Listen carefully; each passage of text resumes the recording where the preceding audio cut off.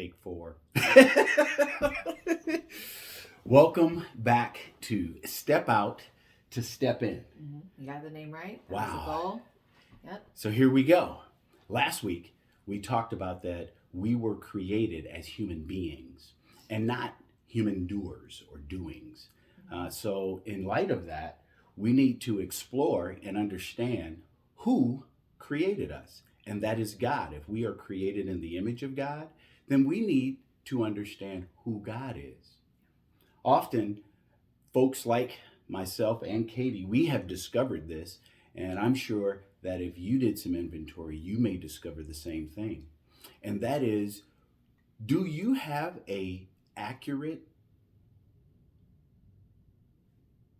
understanding or an accurate knowledge base of who God is?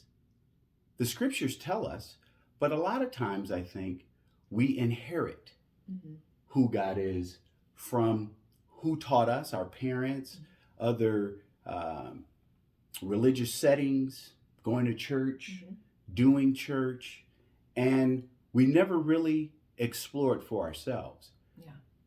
Yeah, that's super important. Because we only know what we know, and so that's done right by other people showing us when we're younger, Right? We kind of don't know how to explore that for ourselves. And then as we get older, it's really up to us to say, okay, is this all accurate? Is this all what I'm learning that it is? Yeah.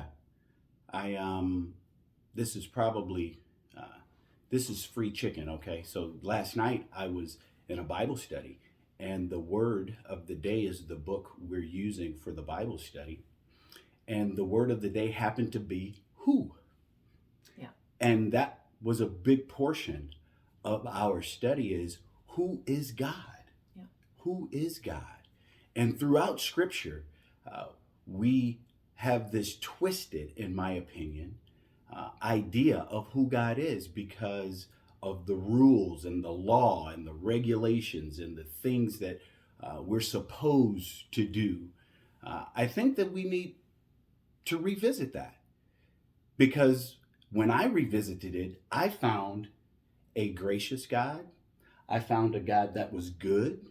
I found a God that was generous, that was merciful, not necessarily a God that punished me all the time.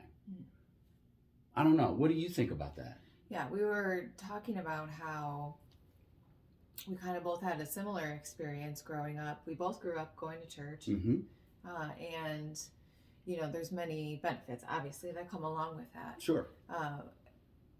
But we also both realized as we got older that we really had to revisit the notion of who we believed God was, because it was automatically determining who we were and how we were living our life.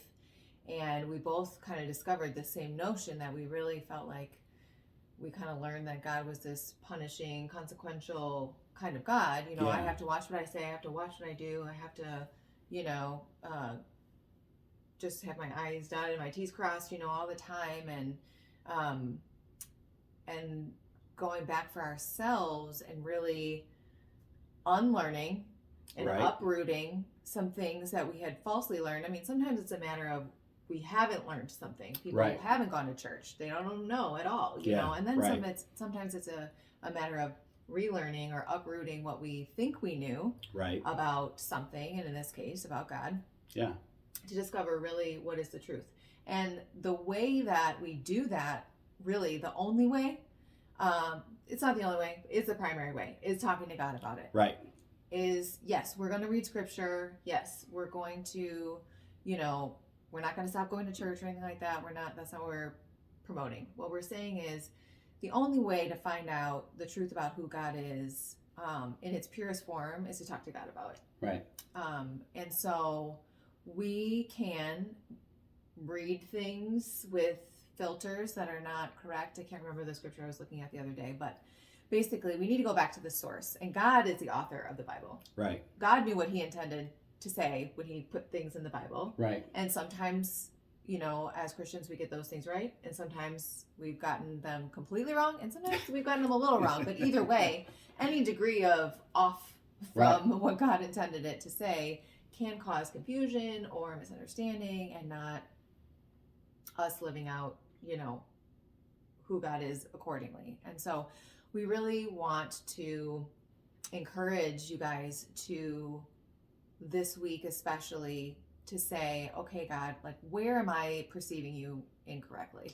Right. Where have I been maybe led astray? And it's not, this is not to say that people lead us astray intentionally or that we're, it's with malice that people are doing this. But again, people only know what they know. Yeah. And sometimes people, and that's included, we give people information that we've just heard, not investigated ourselves. Right. And so our faith is a personal faith with Jesus. And so it's up to us to check on learning. Right. And to reinvestigate. Yeah. And I would encourage you, as you go on this journey with us in this being, that you do a check on learning. And I'll direct you to Scripture and encourage you to have a dialogue with us in the chat or in the comments of the group, and understand that we want to be respectful to where you sit as we request you do that for us.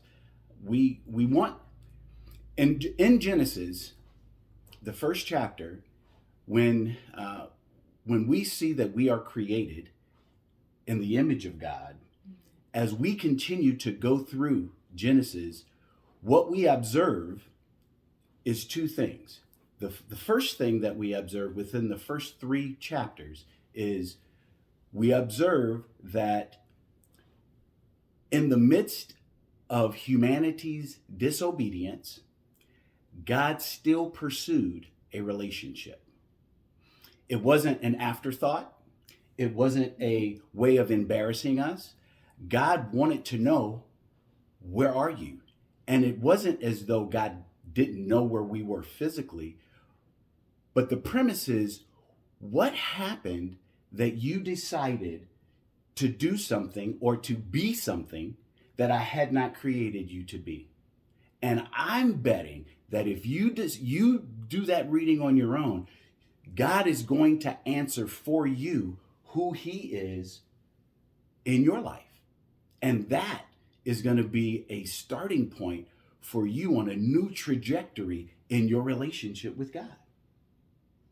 Yeah, I think that to me points out the beginning of things often shows us, right? The origin of things, the rest of the story, the rest of what things look like. And it's no different in that beginning of the Bible in Genesis, and how God decides to clothe Adam and Eve, not because He was ashamed of them, but they were ashamed of what they had done. And so it's just showing God's, once again, who God is. God is loving. God is compassionate. God is merciful and generous and all these things.